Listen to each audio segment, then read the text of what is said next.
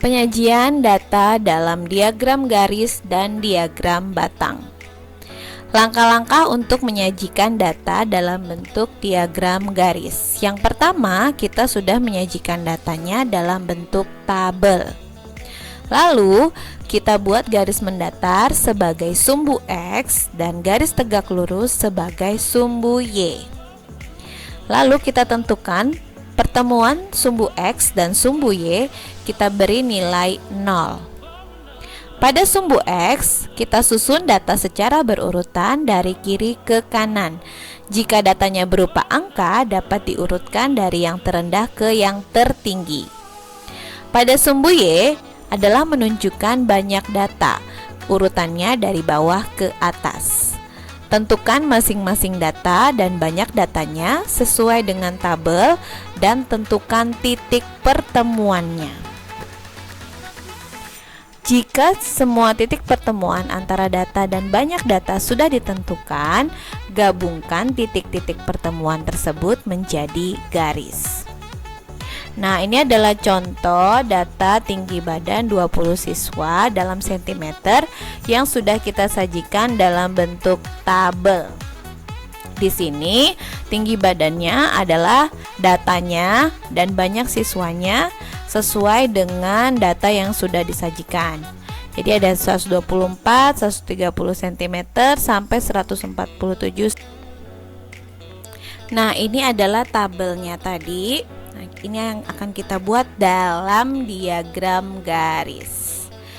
Yang pertama, kita harus ketahui bahwa tinggi badan akan kita susun pada sumbu X dan banyak siswa adalah yang akan mengisi sumbu Y.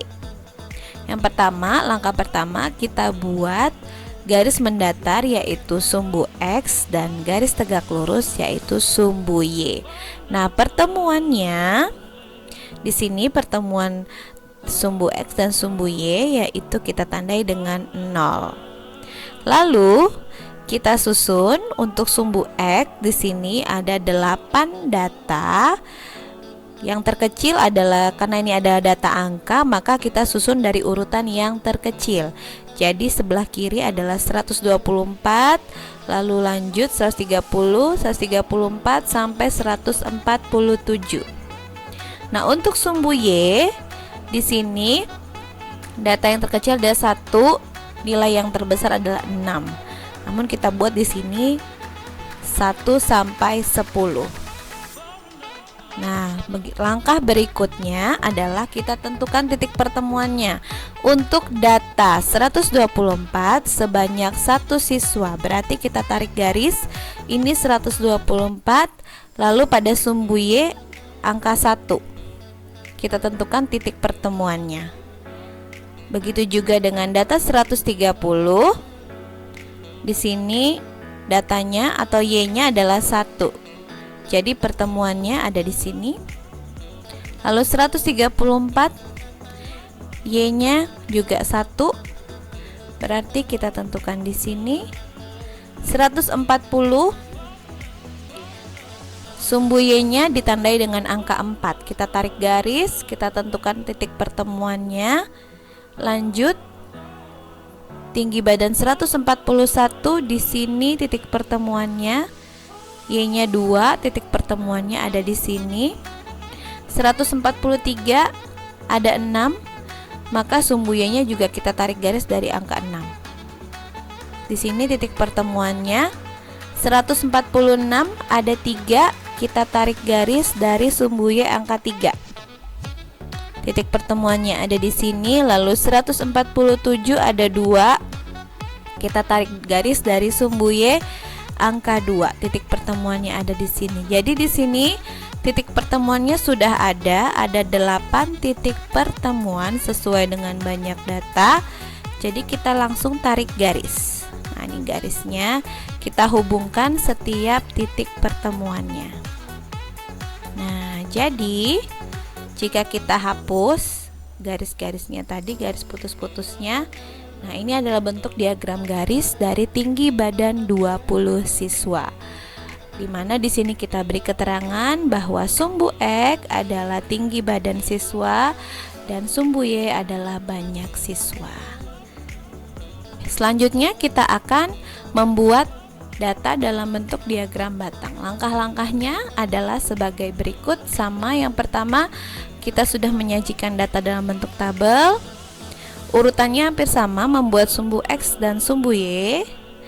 Lalu kita tentukan titik 0, yaitu pertemuan sumbu X dan sumbu Y. Lalu pada sumbu X kita susun data secara berurutan, sama seperti langkah-langkah yang tadi. Sumbu Y juga menunjukkan adalah banyak data, urutannya dari bawah ke atas. Lalu masing-masing data dan banyak data kita tentukan titik pertemuannya. Namun di sini dari titik pertemuan itu kita akan buat diagram batang sesuai dengan titik-titik pertemuan. Nah, kita akan langsung ke datanya. Di sini kita masih pakai data yang tadi, yaitu tinggi badan dan banyak siswa. Tinggi badan sebagai sumbu X dan banyak siswa sebagai sumbu Y. Nah, kita buat garis mendatar sumbu X, garis tegak lurus sumbu Y. Titik pertemuannya di 0. Lalu kita isi.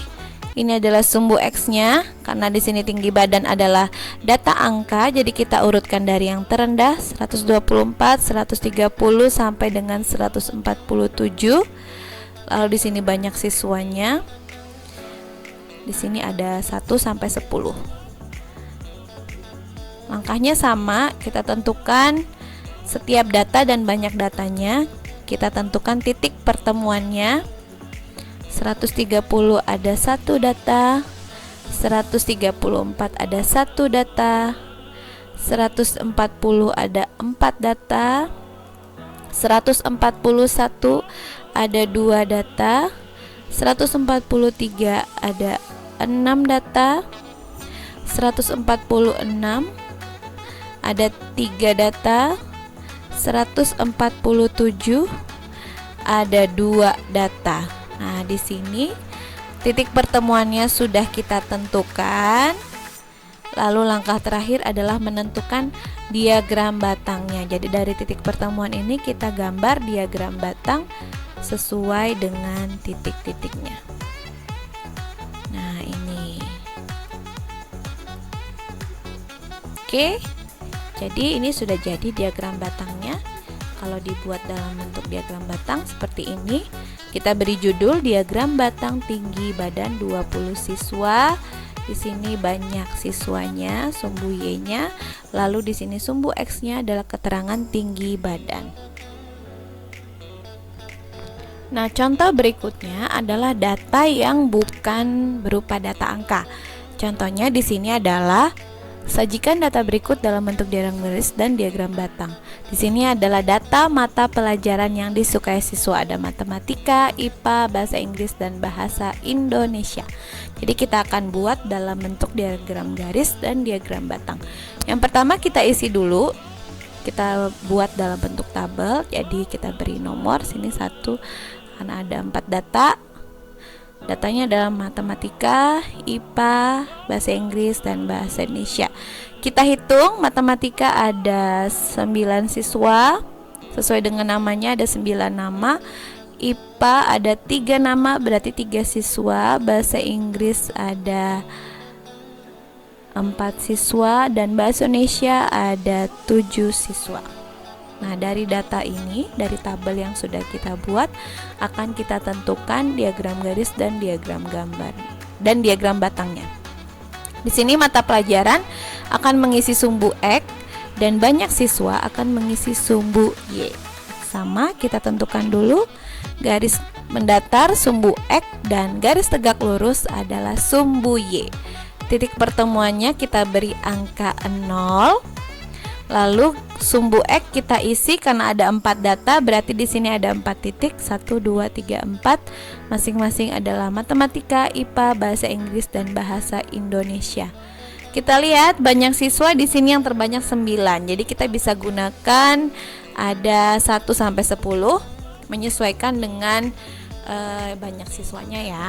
Jadi untuk matematika sendiri di sini ada 9, berarti X-nya matematika, Y-nya 9. Kita tentukan titik pertemuannya.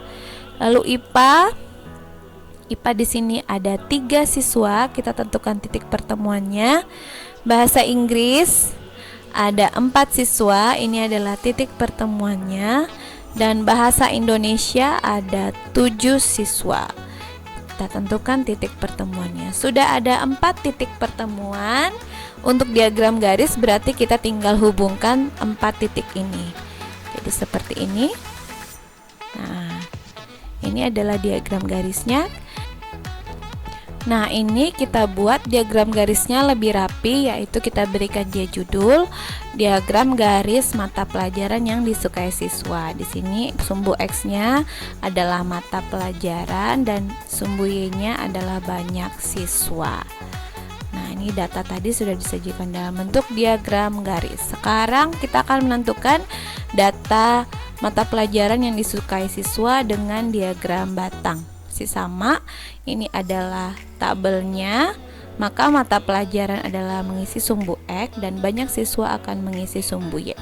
Sama urutannya, kita tentukan garis mendatar dan garis tegak lurus. Sumbu X dan sumbu Y titik pertemuannya di angka 0. Lalu untuk sumbu X diisi dengan 4 macam data, yaitu mata pelajaran matematika, IPA, bahasa Inggris, dan bahasa Indonesia. Untuk sumbu Y kita isi dengan angka 1 sampai 10.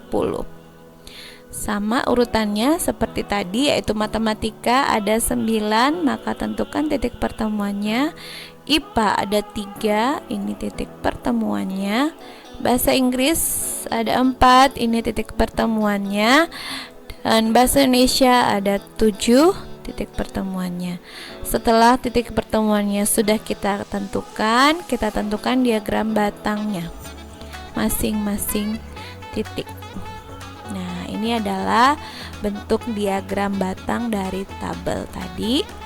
Nah, kita sajikan lebih rapi diagram batang mata pelajaran yang disukai siswa. Sumbu X adalah mata pelajaran, lalu sumbu Y adalah banyak siswa. Nah, itu tadi adalah 2 contoh cara menentukan diagram garis dan diagram batang dari data.